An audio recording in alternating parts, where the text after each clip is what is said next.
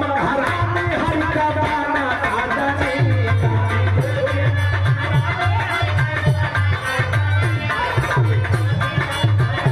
हरि का दाना खा जाने काबे भी नमक हरामी हरि का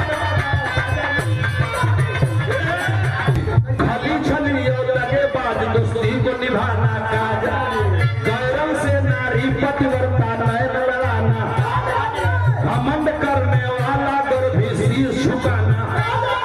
चतुराई से काम करे जोर लगाना का जाने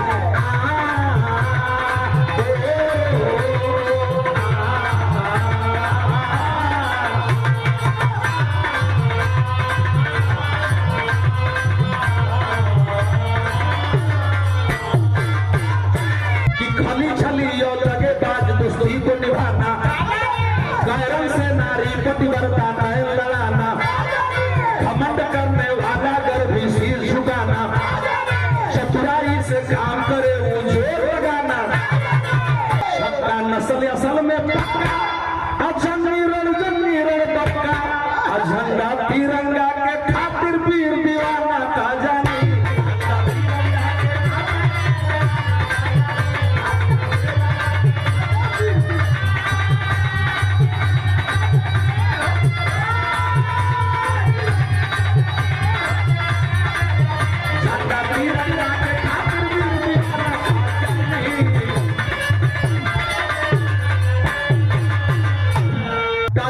जो बात वचन का झूठ बहाना का जाने ठिकाना सच्चा साधु को अपन बेगाना बगल से भागे कायर मरदा गला कटाना भाग चला तलवार छुआना तोप चलाना का जाने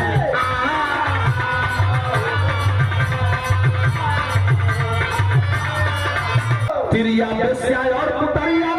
खाली है जो नजरिया दावा काम न करी हम कहिया कोई बहाना करी दावा काम न करी धीर नहीं है मन में जिसके धैर्य धराना नैन लड़े फिर चैन नहीं वह बात बनाना पागल प्रेमी हो पतिव्रता का हर बहाना का फूल फूले पर तास नहीं मूर्ख को चढ़ाना का जाए